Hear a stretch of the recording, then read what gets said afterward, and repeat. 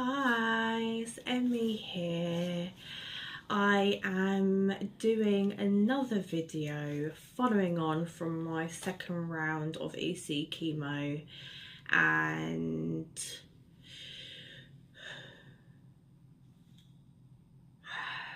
of course I have to do on there.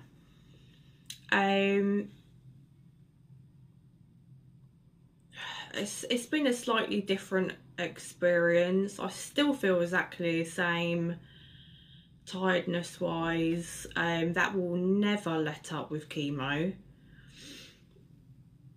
It's just a constant feeling of feeling like spacey, dizzy, just like you're not there. Like I may as well have my eyes closed. That's how I feel every single day. It's horrible.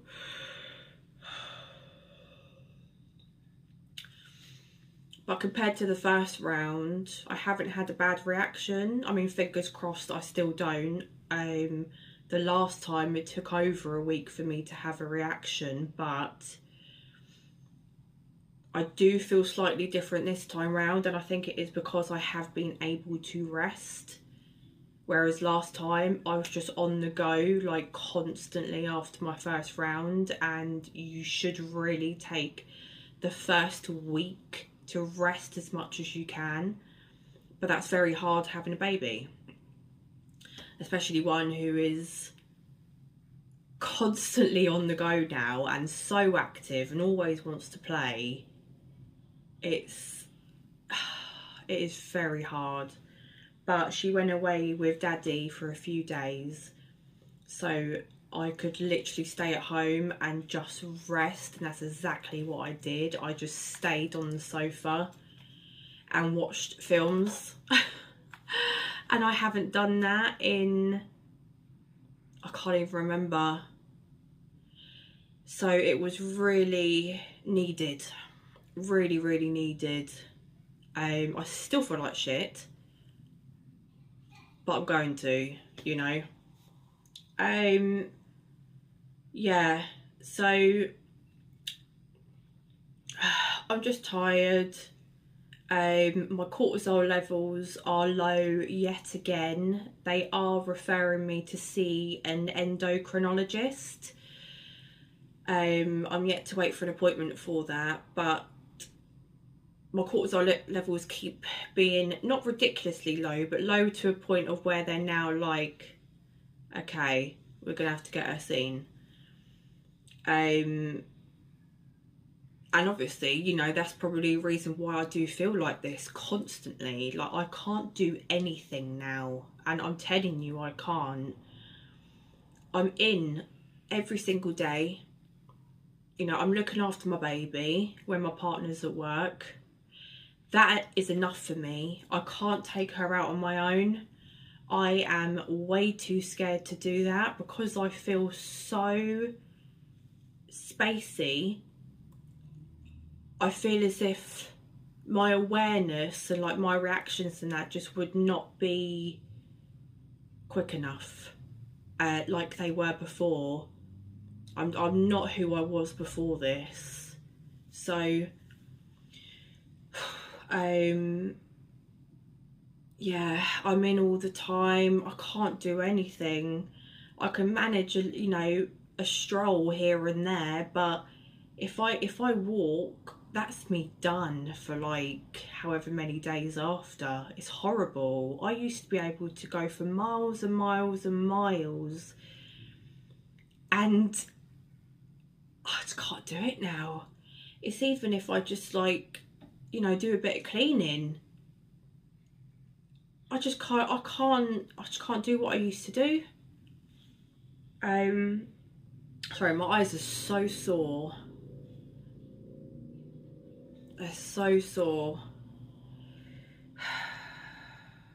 Very dry. I've got very dry eyes. I am using the drop still, but I think it's because my lashes are very nearly all gone now that it's, yeah, they're just, you know.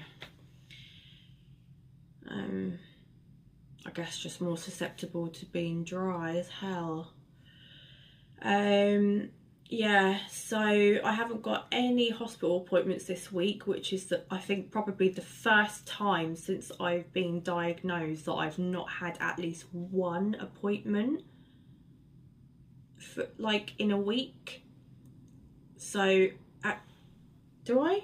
No, I just have a telephone appointment with my IBD nurse this week.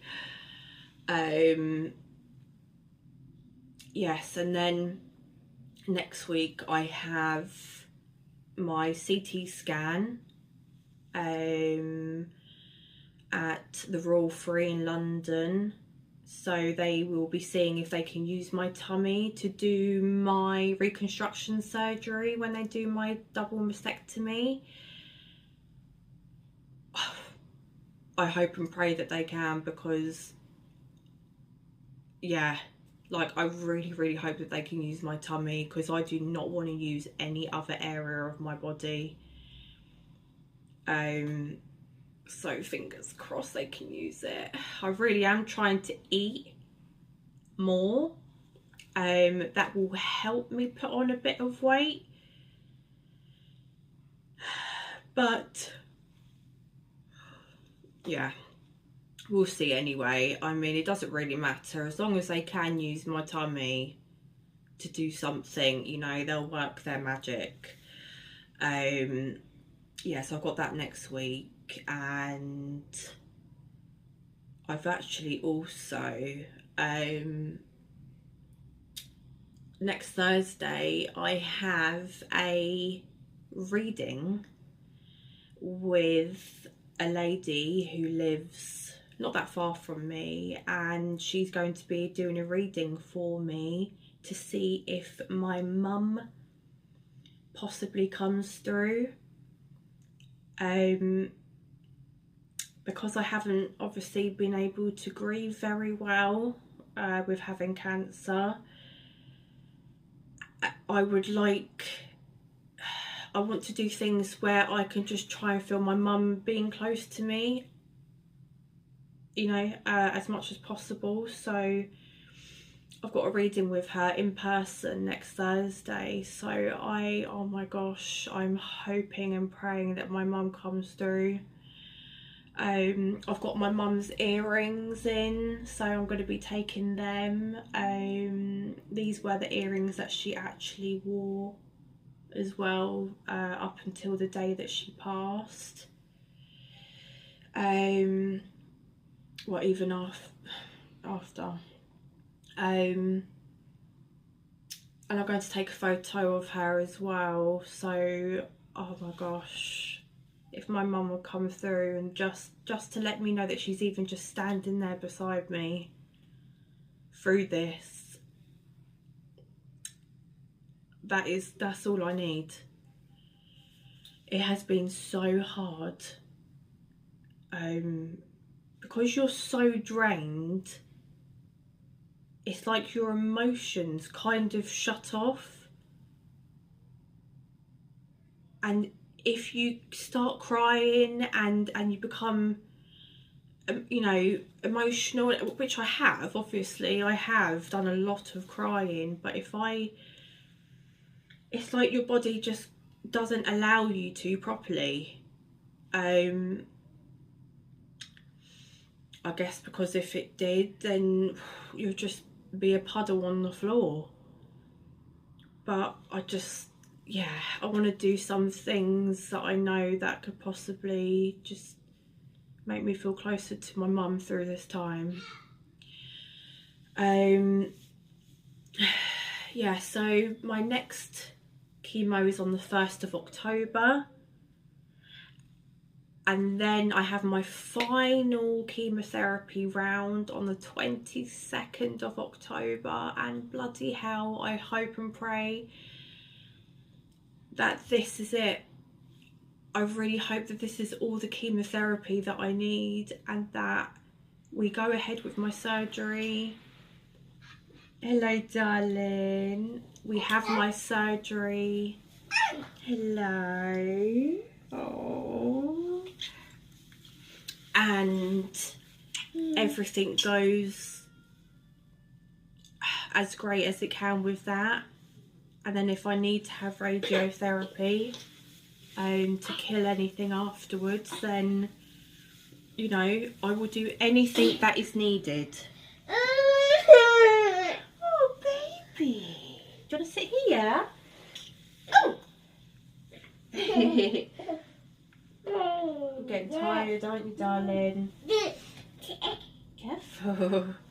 Yeah, I will do anything.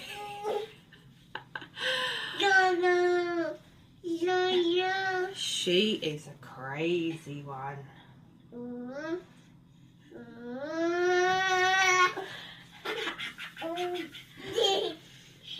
So yeah, I will do anything that is needed in order for me to be free of cancer after this.